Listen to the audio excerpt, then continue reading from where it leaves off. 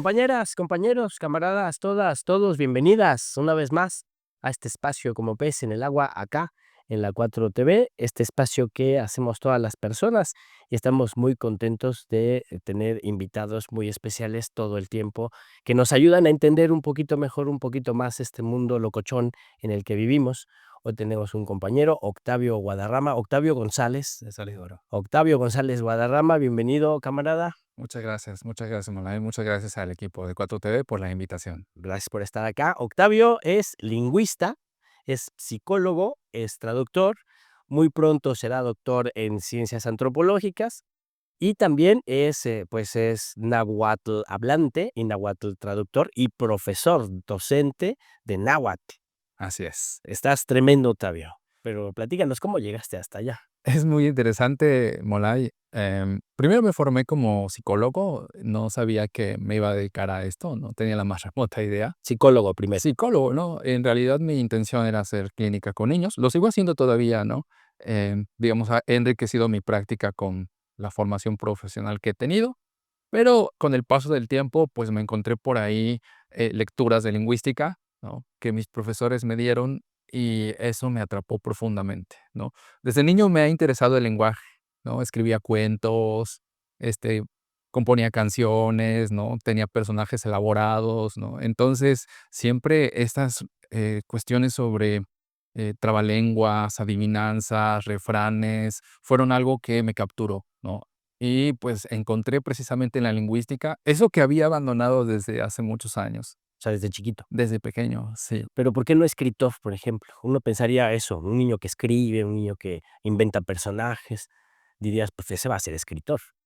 Tuve de alguna manera como una laguna, por decirlo así, ¿no? Porque leía mucho de niño, ¿no? Tenía, los hermanos Grimm fueron mi gran compañía, mi libro de cuentos, los leía y los leía, porque tenía una versión corta para niños, ¿no? Claro, Sí, porque hay versiones censuradas, ¿no? las Entonces, versiones originales. ajá, exactamente, ¿no? Y particularmente, te cuento una anécdota, ¿no? Uno de los cuentos que más me atrapó fue Juan el Listo, ¿no? De de un personaje que se toma todo literal, ¿no? O sea, le dicen: "Échale un ojo a tu novia", y va, le saca los ojos a las vacas y se los avienta, ¿no? A mí de niño eso me fascinó, o sea, el lenguaje, ¿no? La forma literal en que Juan el Listo se tomó todo. Entonces, desde ahí fue que me empezó a interesar el estudio de esto, ¿no? Y particularmente ya cuando me formé como lingüista, en realidad en un principio fue difícil encontrarse con ese mundo, ¿no? Porque estudias primero lo más difícil que son las reglas gramaticales, cómo se componen las lenguas, ¿no? Entonces, entender de qué se trata eso te lleva tiempo, ¿no? Cuando lo hice, entonces de ahí ya arranqué perfectamente bien. El náhuatl apareció en la formación, porque me formé como lingüista. Primero estuve un año como estudiante en la ENA, en la Escuela de Antropología. Eh, ya había terminado mi licenciatura en psicología, pero pues no seguí con la carrera porque dije: "No, mejor me titulo en psicología y regreso a un posgrado". Entonces ya fue completando la formación de lingüista en el posgrado, que en ese entonces era el de ciencias del lenguaje, y ahí es donde empecé a estudiar el náhuatl, ¿no?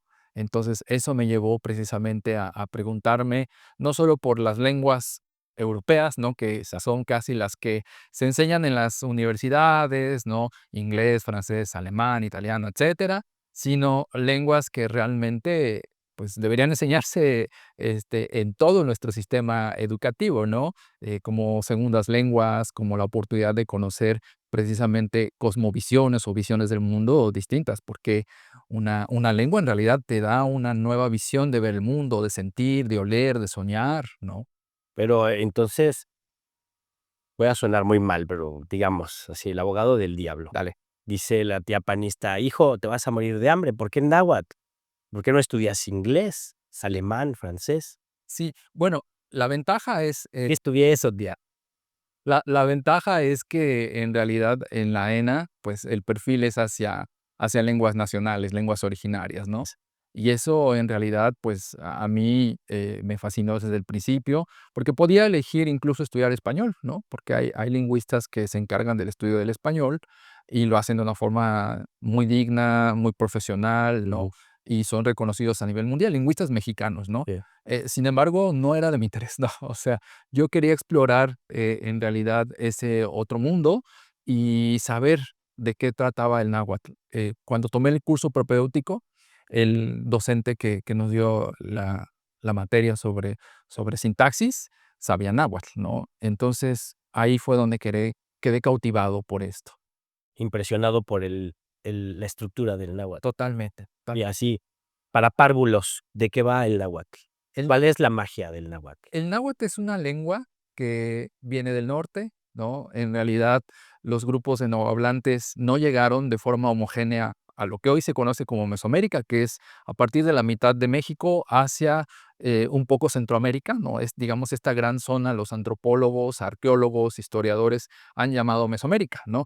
Entonces, ellos llegaron a partir de 3 grandes migraciones históricas, ¿no? Documentadas. El grupo que más lejos, por decirlo así, migró más hacia el sur fue a Centroamérica, ¿no? Nicaragua, El Salvador. Ahí todavía hay pequeñas comunidades que hablan náhuatl, ¿no? Les fue muy mal en las guerrillas. En realidad, fueron perseguidos, ¿no? Porque eran guerrilleros, ¿no? Las comunidades cercanas a los indígenas. Y, pues, si hablabas náhuatl, o ahí se llama pipil, ¿no? Pipil, pero es una variante de las lenguas nahuas, ¿no? Entonces, en realidad, si hablabas la lengua, pues, era casi tu condena, ¿no? Pero bueno, sigue, vital. Hay programas de jóvenes, ¿no? Que de alguna manera les llegó el chispazo de conciencia. Vamos a revitalizar nuestra lengua, que no se muera, ¿no? Se empezaron a hacer diccionarios, léxicos, vocabularios de la gente mayor que sobrevivió a la guerrilla, ¿no? Para enseñarlo, transmitirlo. Sobrevivió a la guerra. Ajá, a la guerra, ¿no? Sí, Digo, la guerrilla era como una forma de resistencia sí, por supuesto. a la Operación Cóndor, ¿no? A la operación, Y el claro. genocidio. Totalmente, ¿no? Totalmente. Fue terrible lo que pasó por esos lugares, ¿no? Sí. Y a partir de los 80s es que allá en Centroamérica el pipil empezó a documentarse con más seriedad, a que la gente tuviera esta conciencia, ¿no? Ahora, en el caso de lo que hoy es México, pues sí, los grupos de novohablantes se dispersaron desde Guerrero, Durango, el norte de Puebla o el centro de Puebla, aquí mismo en el altiplano central, lo que hoy es la Ciudad de México, ¿no? Entonces, como sabemos, el grupo más famoso del que nos hablan siempre en la primaria son los mexicas, ¿no? Así es. Pero no era el único grupo, ¿no? Había un montón de grupos y había un montón de formas de hablar náhuatl desde antes de la llegada de los españoles, ¿no? Propiamente hablando, pues ya el náhuatl se había regionalizado, si lo queremos decir de esa manera, y pues en realidad hablar como de un náhuatl homogéneo es difícil, ¿no? Porque son como, podemos decir, lenguas nahuas, ¿no? Si hay un grado de inteligibilidad, ¿no? Por eso no se han considerado lenguas diferentes. Por ejemplo, el náhuatl de Guerrero y el náhuatl de Puebla se entienden los hablantes, ¿no? Por lo menos el 60% de inteligibilidad es pertinente y eso hace que no sean lenguas distintas, como el español y el italiano, ¿no? O el español y el portugués, ¿no? Que en realidad ya no hay ese grado de inteligibilidad, ¿no? Sí. Tan marcado. O también pasa mucho entre comunidades o pueblos originarios que se supone hablan la misma lengua, pero en realidad son lenguas variantes que las hacen muy distintas una de otra, ¿no? Y ya no se entiende, ¿no? Eso pasa, por ejemplo, en el caso de las lenguas zapotecanas, ¿no? Ajá. Que hay variantes que ya no hay grado de Mixtecos. sí, las lenguas mixtecas, El ¿no? mixteco de la alta, de la Sierra Alta, el mixteco de la media, el mixteco de la baja son Son distintos. distintos, exactamente. Y fíjate que ahí es muy interesante. En el caso, por ejemplo, de Oaxaca, Oaxaca es mucho más complejo que toda Europa lingüísticamente hablando. Solo el estado de Oaxaca, ¿no? Entonces, Ahí hay 50 y tantos pueblos y sí, islas, ¿no? sí, y aparte las variantes dialectales, ¿no? Que son las variantes lingüísticas de cada una de las lenguas habladas por la gente, ¿no? Entonces, se puede decir, regresando al náhuatl, Sí. los especialistas dicen que hay como 3 grandes variantes dialectales o dialectos de la lengua, ¿no? Uno central, precisamente, que es el hablado por este grupo poderoso que fueron los mexicas, ¿no? Uno de la periferia de Occidente y otro de la periferia de Oriente, ¿no? Cada uno tiene pequeños rasgos, por ejemplo, la forma de hacer el plural, ¿no? O sea, tiene una marca el náhuatl, por ejemplo, que es un me, ¿no? Que es la marca de plural, ¿no? Por ejemplo, sihuatl es mujer, sihuame es mujeres, ¿no? Entonces, este tipo de construcciones varía un poquito de una comunidad a otra, de una región a otra, ¿no? ¿Cómo se llama ese sonidito que haces al final? Ese sonito es muy interesante. Fíjate que en los documentos coloniales, ¿no? Cuando llegan los españoles, pues quieren saber qué hablan, ¿no? No es latín, ¿no?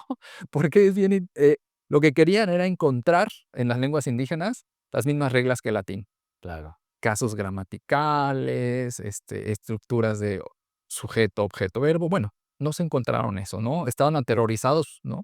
O sea, estos cuates también pensaban que estos, los indios de América, pues, eran algún tipo de pueblo judío que se vino para acá, porque su forma de entender la historia era la Biblia, ¿no? Y, Entonces, por eso tenían que tener las mismas reglas. y está escrito, ¿no? Está escrito en las reflexiones, ¿no? Por el mito de la Torre de Babel, Ah, exacto. ¿no? O sea, se lo tomaron muy en serio y decían, de alguna manera, pues debe ser por lo menos algo igual al latín. Cuando llegan y se dan cuenta que no, ¿Cómo se dan cuenta que no? ¿cómo se dan cuenta que no? Es muy interesante. Eh, el latín tiene una forma de construir palabras, sobre todo sustantivos, donde se agrega al final una terminación. Esa terminación le llamamos caso gramatical, ¿no? Entonces, esa terminación te sirve para decir si el sustantivo funciona como sujeto de la oración. Por ejemplo, en Juan patea la pelota, ahí Juan es el sujeto. O si el sustantivo es el objeto de la oración, ¿no? Por ejemplo, Juan rompió la mesa. La mesa es el objeto directo. Entonces, estas pequeñas particulitas le dan la función al sustantivo, ¿no? Eso es lo que esperaban encontrar. Cuando se dan cuenta que no está eso, esto les revienta, ¿no? Porque incluso los primeros modelos gramaticales de lenguas indígenas que hicieron misioneros estaban con la base del latín. Pues tú abres una gramática de 1590 y tantos o 1640 y tantos, y lo que dicen, bueno, esta lengua no tiene casos, vamos a otra cosa. O sea, casi todos empiezan con lo mismo, ¿no? Ah, Queriendo buscar la estructura del latín y no la encuentran dogmáticamente, dogmáticamente, claro. ¿no? Y entonces, pues, tuvieron a bien hacer su propia descripción, a comprenderla más a fondo, porque ¿por qué necesitaban escribir en náhuatl y por qué necesitaban de alguna manera hablarlo? ¿No? Sí tenían intenciones. En un primer momento, fíjate, cómo el náhuatl fue tan importante en la época colonial, porque hay una carta del rey Felipe II, eh, donde insta a que el náhuatl se vuelva la lengua que todas las comunidades indígenas hablen, ¿no? O lo que llamamos lengua franca, ¿no? Esta lengua que se comparta, y no el español en un primer momento. Entonces, en esta invitación, en este dicto, lo que quería es que los misioneros, las diversas órdenes, aprendieran náhuatl y enseñaran náhuatl a las comunidades donde no se hablaba. Sí, cosa que era bastante complicado. Muy O complicado. sea, esas comunidades ya tenían años de resistencia frente a justo eso. Exactamente, ¿no? Incluso pueblos de habla náhuatl, ¿no? Que resistían a los mexicas, por Exacto. ejemplo, los tlaxcaltecas, Ajá. ¿no? Que compartían la misma lengua, compartían deidades, ¿no? Compartían calendarios, pero eran grupos que Distintos. estaban en guerra constante, ¿no? Sí. De hecho, seguramente alguno dijo: "Si yo me alié contigo, Hernán Cortés, para no someterme a esa lengua y a esa estructura política", ¿no? Y ahora tú me la quieres imponer, pues, ¿qué pasa? O a ese grupo, Ay, porque los tlaxcaltecas sí se unieron con los españoles, sí, exacto. ¿no? Y hablaban náhuatl, ¿no? Y seguro ahí, pues, ellos se sirvieron pues, de esa ventaja, ¿no? Sí, sí. En ese caso. Las noblezas se unieron. Sí, exactamente, Las ¿no? noblezas se unieron con las Con noblezas. las noblezas, ¿no? Y siguió en la época colonial, ¿no? Porque cuando los españoles fundan sus colegios, ¿no? Empiezan a construir iglesias, empiezan como a expandir la colonia, ¿no?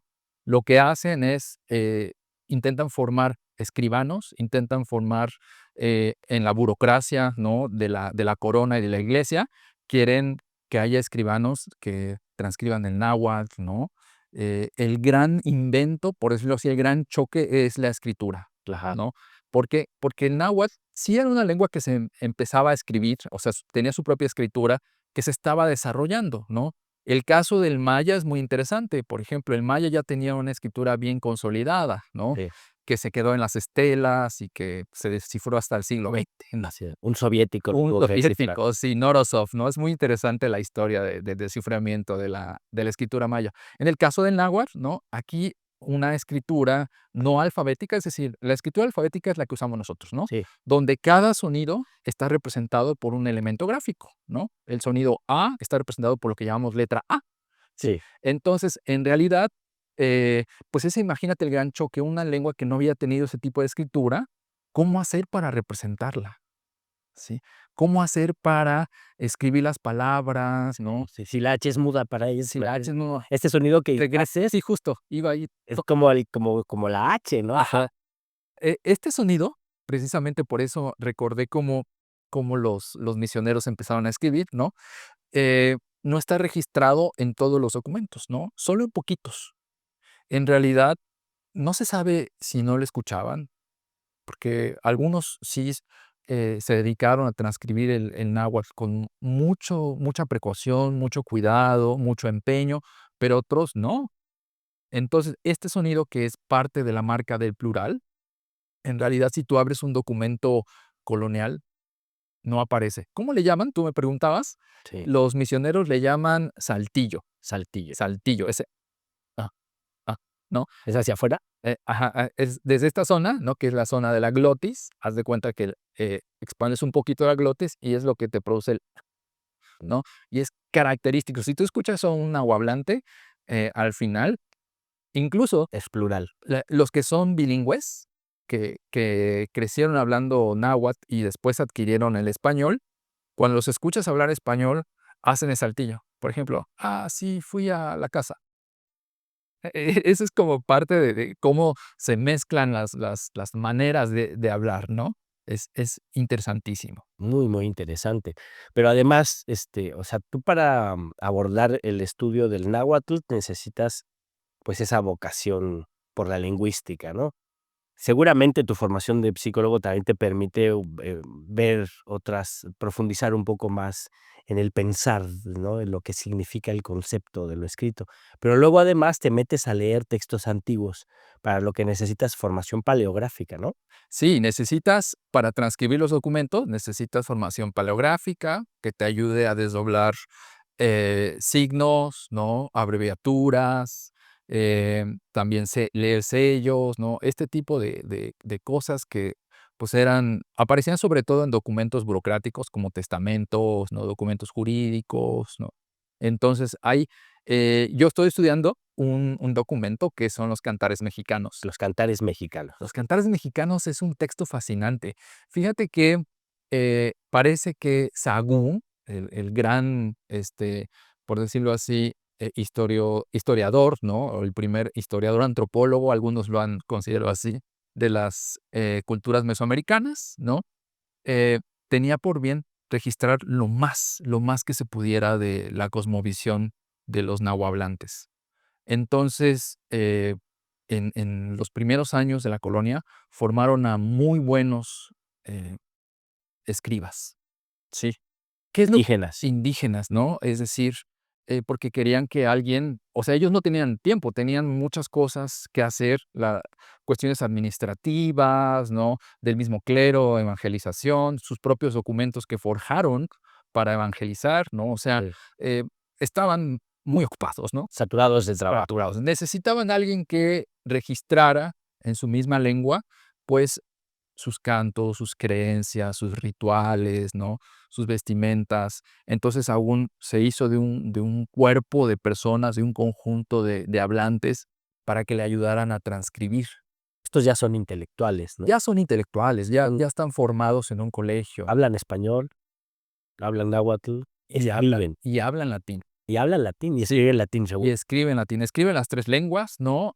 En realidad, como decías, Sí, ¿quiénes son los que se forman en estos colegios? Por ejemplo, el de Tlatelolco, que es uno de los más destacados, eh, gente que creció en la nobleza indígena, exacto. ¿sí? O sea, incluso, pues sí había ahí cuestión de casta, Sí, seguían, ¿no? por Porque supuesto. no estaba abierta siempre para todos. Ocasionalmente hay documentos que abrían el colegio para recibir a jóvenes que no venían de la nobleza indígena, pero eran poquitos, ¿no? Y si la hacían, los dejaban en el colegio, los dejaban permanecer. Si no, si decían: "No, este no le gusta", ¿No lo te gusta sacaban, ¿no? estudiar? Sí, se lo sacaban. Entonces, ahí si te puedes imaginar, ¿no?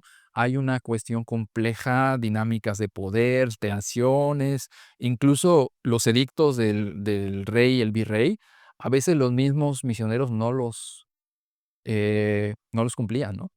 Se oponían. O sea, hay también como una resistencia silenciosa. Sí. Cuando ellos empiezan a entender a la gente, empiezan a entender que las cosmovisiones, la forma de entender el mundo, las deidades, ¿no? La forma de respetar a los mayores, ¿no? Porque era muy importante Y a los esto, niños. a los niños, ¿no? Entonces, en realidad, a ellos les cambia la forma de ver el mundo, ¿no?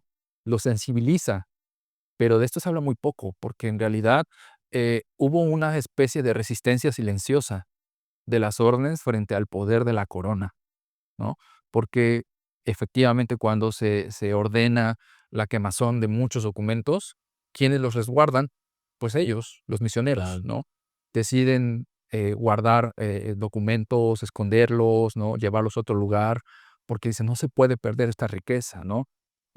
Afortunadamente tuvieron esa chispa de conciencia, ¿no? De que todo este registro pues quedara ahí, ¿no? Registro tanto prehispánico, es decir, de las escrituras, calendarios que los mismos hablantes usaban en el día a día, ¿no? Tanto, y también como las escrituras con alfabeto latino que ellos mismos, pues, Claro. forjaron, ¿no? Y de esta resistencia que inicia ahora sí que inicia en los inicios de la colonización, ¿no? Que es, yo digo, el primer siglo, los primeros 200 años, ¿no? Que se logra tener este cuerpo de intelectuales, que ya tienes instituciones como el Colegio de Tlatelolco, ¿no? Y surgen documentos como los Cantares Mexicanos. ¿Por qué los Cantares Mexicanos, siendo un documento tan importante, es tan poco conocido? Es para especialistas. Incluso tú eres una parte de la vanguardia que va a traducir nuevamente, ¿no? De manera más fiel, ese libro, en una parte, ¿no? ¿Por qué? ¿Por qué tan poco conocido? Resulta que fue un documento, primero, que estuvo extraviado muchos años, Ah, bueno, ¿no? En un primer momento, pues ya me desenojo. Está perdido. sí, estuvo perdido y se volvió a reencontrar en la Biblioteca Nacional, porque lo que ocurre es que en un momento le piden a las iglesias que todos sus documentos los donen a fondos, ¿no? Después de la independencia, esto ocurre, Ujú. ¿no? Y entonces muchos documentos quedan regados, ¿no? Otros se van a la fundación de lo que fue la Biblioteca Nacional, ¿no? Y antes de este edicto, en realidad se hizo una copia de los Cantares Mexicanos, un manuscrito, ¿no? Que ahora el original está en España, ¿no? Pero no se sabe cuál era la utilización de esto, ¿no? O sea, está allá y para qué, no se sabe los fines, pero después de ahí se perdió, ¿no? Resulta que estaba en la Biblioteca Nacional, ¿no? Estaba ahí, pues, guardado, Mm. ¿no? Cuando lo encuentran, se vuelve esto un gran acontecimiento, porque, de los trabajos que había, era de ese manuscrito que está en España, ¿no? Que se hizo en 1800 y cacho, ¿no? Pero, pues, el original solo se especulaba que existió en algún momento. Entonces, en el 94, el equipo del doctor, el finado Miguel León Portilla, Ujú. ¿no? Eh, deciden hacer un facsímil de ese manuscrito original y editan una edición preciosa de los Cantares Mexicanos, que son los manuscritos sin traducción, Sí. ¿no? Muy parecido el tamaño, la dimensión, el papel de calidad al original, ¿no? Editado por la UNAM, todavía se consigue, ¿no? Entonces, es un libro de colección, El facsimilar, el facsimilar, ¿no? ¿es el que tú tienes? Sí, exactamente. Es un libro de colección, pues, bastante interesante. Ahí tengo una anécdota muy interesante ahorita respecto a esto. Cuando yo estudié psicología, pues, iba en búsqueda de textos, ¿no? Un día en una feria de libro, precisamente en el estante de la UNAM, un libro me llamó la atención, ¿no? Yo no sabía nada de lingüística, no sabía nada de náhuatl, no sabía que me iba a dedicar a esto, ¿no? Entonces, me acerqué a la parte de los libros de historia, etcétera, y estaba este libro, el facsímil, ¿no? Pastadura, muy bonito, lo empecé a hojear, no entendía nada, ¿no? Sí. Y dije: Pero se ven las letras muy "Se bonitas. ven las letras muy bonitas", ¿no? Dije: "Pues Sí. es de colección". Y en ese momento un pensamiento me llegó así: "Algún día este libro me servirá para algo", Toma. Y ahora, ¿no? Es precisamente el documento que estoy estudiando para mi tesis doctoral, ¿no? El facsímil de los cantares mexicanos, ¿no? Y precisamente el estudio que estoy desarrollando es este contacto, ¿no? Tecnológico que es la escritura, porque ahora lo usamos en el día a día, pero en realidad fue una tecnología importantísima, ¿no? Los tipos de escrituras, ¿no? Sí. Revolucionaria, ¿no? Entonces, cómo esto realmente impactó en la gente, impactó en los mismos misioneros, no solo para entender una lengua, sino para transmitirla, ¿no? Y hacer que la gente que la hablaba la pudiese escribir. De todo esto va porque en realidad estamos muy cómodos con la noción de palabra, ¿no? Nosotros reconocemos palabras pero en realidad piensen que en ese sentido no era tan fácil, ¿no? Dar un concepto tan natural como el de palabra Yes. a una lengua que no tenía escritura alfabética previamente. ¿Y cómo pasa? Porque ahí surgen varias preguntas, pero digamos, ¿cómo pasa esa lengua que tiene una estructura distinta al alfabeto Lo primero que tienen que hacer es y sin perder? exactamente, ¿no? Porque si hubo pérdidas, justamente, ¿no? Es forjar los caracteres que se usan, vocales y consonantes, ¿no? Entonces, algunas las comparte el español y el náhuatl, ¿no? Por ejemplo, el sistema vocálico es muy parecido. El náhuatl tiene 4 timbres vocálicos que es A, E, I, O, ¿no? Cortos y estos mismos largos, A, E, I, O. No tiene una U, ¿no? O sea, no tiene 5 vocales como el español. Tiene 4 breves y 4 largas. Las vocales no les generaron ningún problema, ¿no? Hay otras lenguas mexicanas o mesoamericanas que las vocales sí son, una tienen, ¿no? ¿Cómo registras eso, no? ¿No? Por ejemplo, precisamente en la noción de en la región de la Mixteca, ¿no? Una, ¿no? Sí. ¿Cómo registras eso que no es ni A, ni E, ni I, ¿no? Le inventas una rayita. Exactamente, tuvieron que generar diacríticos, ¿no? Pero acá la cosa estaba más fácil, ¿no? En relación al sistema de vocales.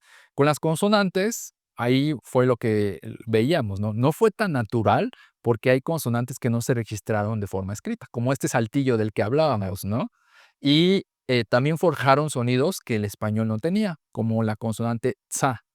Por ejemplo, en náhuatl, tsa-atzi significa llamar, es el verbo llamar, ¿no? Ni tsa-atzi, yo llamo a alguien, ¿no? Entonces, ese tsa no tenía Suena como la T y bueno, una Z y una A, ¿no? usaron la T y la Z para escribir ese sonido. En realidad, se usa un dígrafo, es decir, son dos consonantes escritas para un solo sonido. Esta tsa es un sonido complejo, o sea, no son 2 consonantes, es un solo sonido, Sí. pero se usan 2 elementos gráficos. Para Así fueron representar. resolviendo, ¿no? Primero la cuestión de los sonidos. Y fíjate que hay un documento muy interesante de finales del siglo XVI. Es el primer documento en América para alfabetizar Ah, y alfabetizar a hablantes del náhuatl, claro. ¿no? Es decir, imagínate qué características tenía este documento, ¿no? De qué naturaleza era, cómo los misioneros intentaban enseñar a leer y a escribir, qué tipo de método ellos crearon, porque tuvieron que ser muy creativos para esto, ¿no? Sí. Entonces, este documento es de carácter silábico. Algunos colegios siguen usando esta metodología, ¿no? Algunas escuelas, enseñarles a los niños sílabas y que las sílabas las vayan representando con las letras, la consonante y la vocal, ¿no? Bueno, este es así, Sí. ¿sí? Un silabario alfabético. Entonces, registra gran cantidad de sílabas del náhuatl para que la gente pueda entender esta relación, ¿no? Porque además se habían dado cuenta de la mnemotecnia, ¿no? Es decir, eh, Mnemotecnia. sí, es decir, cómo imágenes están relacionadas con el pensamiento, ¿no? ¿Qué quiere decir esto? Sabían el uso de calendarios y las imágenes de las deidades asociadas al calendario y decían que era de mucho uso y buen uso de los indios, cito literal, ¿no? Documentos coloniales, ¿no? Y lo que decían es, ¿cómo les enseñamos las representaciones con los medios que ellos usan? Mm, Entonces empezaron a usar figuras, una figura que se pareciera a la A, por ejemplo, un mecate, mm. ¿no? Una figura que se pareciera a la B, ¿no? Y entonces así, este fue el primer momento, ¿no? En que la construcción de elementos gráficos se dio a partir de objetos. Muy interesante. Oye, a partir de esta interconexión, ¿no? De lenguajes y de conceptos. ¿Sabemos qué hay en los cantares mexicanos? Sí, ahí está la segunda parte del trabajo del doctor Miguel M. Portilla y su equipo, que es la paleografía, es decir, pasar a caracteres, digamos, más limpios, desdoblar lo que decíamos, letras, abreviaturas, etcétera, ¿no? Hacer un texto más trabajable Sí. y de ahí la traducción, ¿no? Entonces, los primeros 85 folios de ese documento son lo que propiamente se llaman cantares mexicanos, que son una serie de cantos a, por ejemplo, deidades, a nobles, ¿no? Pero también cantos que ya tienen una influencia colonial, ¿no? Más enfocados hacia evangelizar. Entonces, es una mezcla de esto, ¿no? Sí. Cantos de las mujeres de Chalco, ¿no? Cantos que eran mujeres guerreras, ¿no? O sea, sí es una mezcla muy interesante de esto, ¿no? Por ejemplo, esos cantos de las mujeres de Chalco son cantos rituales. Eh, son cantos de desafío a los nobles, ¿no? En realidad, no tanto rituales, sino como para establecer su presencia importante y poderosa, ¿no? De mujeres de un cierto sector, ¿no? En ese sentido, estos cantos sí están literalmente, ¿no? Retando al noble que era el gobernante. Ellas le cantan a él. Ya. Y ahí dices, los primeros 85 folios, ¿cuántos son en total? Son alrededor de 200 y cacho, ¿no? Ya. Los otros, después de los primeros 85 folios, en realidad lo que vienen son textos en náhuatl ya latinizados. Por ejemplo, las fábulas de Esopo, escritas en náhuatl, Ah, traducidas en náhuatl de ese entonces, ¿no? Calendarios, etcétera, ¿no? Ya hay como mucha una influencia europea y está. hibridación, lo podemos decir, ¿no? Exactamente, ¿no? La influencia europea, exactamente. Ya. ¿Y tú qué es lo que vas a trabajar específicamente en tu proyecto de investigación? ¿Qué es lo que vas a hacer con el texto de los cantares mexicanos? El El caso de estudiar cómo los primeros escribanos tuvieron reflexiones sobre el qué es escribir. Estas reflexiones se dan de forma natural cuando una persona está aprendiendo a leer y a escribir. Y aquí viene cómo he conjuntado mi formación psicológica con la lingüística, ¿no? Porque hay una rama de la lingüística que se llama psicolingüística de la escritura y estudia el desarrollo genético de la escritura en los niños. Entonces, parece que de forma natural que uno puede decirle a un niño, mira, te voy a enseñar la letra A y la escribe el adulto, ¿no? Ujú. Esto se pronuncia A, ¿no? Ah, mira, te voy a poner una C y una A y esto se dice K. Entonces, se cree que así aprenden los niños y no es cierto. ¿Cómo es que esto llegó, ¿no? Al conocimiento? Preguntándole a los niños, Ujú. ¿no? Teniendo reflexiones sobre cómo ellos piensan la escritura, como sujetos cognoscentes, Exacto. ¿no? Y se dieron cuenta que no es como pensábamos. Hay fases, y la primera fase más clara es que ellos piensan que cada letra es una sílaba, no es un sonido aislado, ¿no? Entonces, en realidad, pasan por esta fase silábica hasta que empiezan a tener conciencia que cada signo no es una sílaba, sino que representa un signo aislado, ¿no? Esta misma representación, esta misma tipo de pensamiento es lo que estoy estudiando en los cantares, ¿no?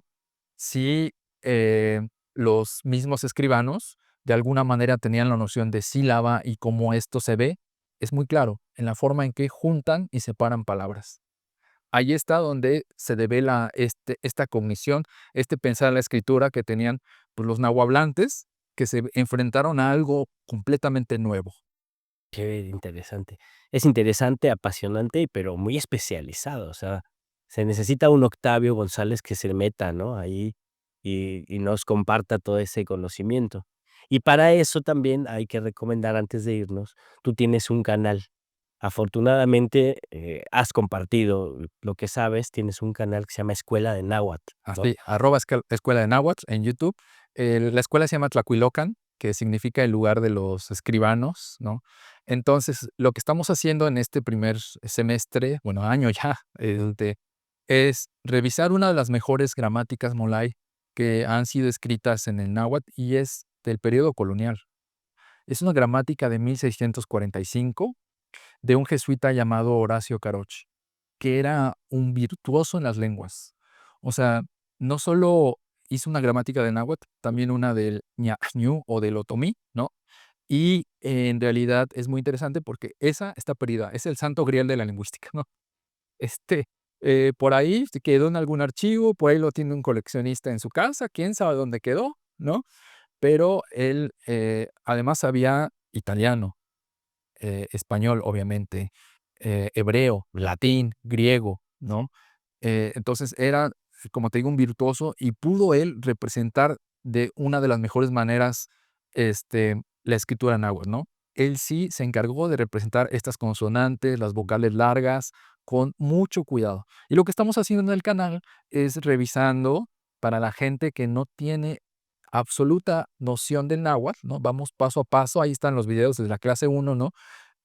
Siguiendo la gramática de Horacio Caroche. Entonces, están abiertos, son gratuitos. Esto es algo que yo decidí como bajarlo, ¿no? Porque Claro. a mí me hubiera gustado, cuando me empecé a interesar por el náhuatl, tener algo así, ¿no?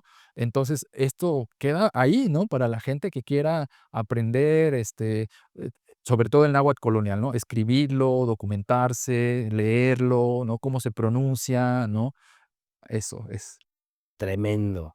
Tremendo porque además en pleno siglo XXI, en la lucha de los pueblos en contra de los colonialismos, ¿no? En la lucha por descolonizar también nuestras mentes y nuestras vidas, pues es muy importante recuperar las lenguas de los pueblos originarios, ¿no? Que además son filosofías, son epistemologías, son ontologías, ¿no? Exactamente, ¿no? Esta variante ya no se habla, ¿no? ¿Por qué no se habla? Porque las lenguas Ya se cambian, usa. ¿sí? Ajá, Exactamente. Es decir, el mismo español de esa época ya no se habla, porque exacto. ya cambió, ¿no? Sí, no, si tú lees el Quijote y dices: "¿Qué es esto? Sí, ¿qué es esto? ¿En qué idioma está escrito?". Y entiendes cositas, ¿no? Sí, Pero en realidad, esa, digamos, se coaguló, se cuajó ese momento histórico del náhuatl ahí. Y entonces, ¿para qué sirven estas clases? Para revisar estos textos, para traducir, ¿no? Sí les va a servir a las personas que quieran hablar náhuatl, les va a dar una base gramatical, ténganlo súper. por seguro, ¿no? Sí, Pero en realidad, ya para hablar una variante moderna, pues se necesita aprender lo demás en las comunidades, ¿no? claro, en la ENA, En la y luego a practicar en las Sí, comunidades. exactamente. Pues muchas gracias, Octavio. Es Gracias por un la placer enorme tenerte acá y vamos a seguir con mucha atención ese proceso de investigación. Y hay que meterse al canal, porque incluso por cultura general hay que meterse al canal. Aunque uno no gracias. pretenda aprender a hablar náhuatl, pues hay que aprender, hay que escucharlo, hay que aprenderlo, hay que conocerlo, porque es parte de una cultura general que hay que tener, ¿no? Y pues vale mucho el esfuerzo, no la pena, el esfuerzo, sí requiere un esfuercito, ¿no? Se requiere voluntad Claro. y está muy, muy interesante el canal de ustedes. Muchas felicidades y muchas gracias por estar acá. Una reflexión final con la que te despidas de la raza que está siguiendo a la 4TV. La tengo muy clara. Dejemos de pensar que los clásicos son los griegos y los latinos, y que los clásicos son nuestras lenguas, nuestros pensadores, nuestros poetas. Ahí está, los clásicos de acá. Muchas gracias, Octavio. Gracias, Molay. Octavio González, lingüista, psicólogo, traductor, docente, estuvo acá con nosotros y prontamente también nos dará pistas de por dónde va la investigación que hace con los cantares mexicanos.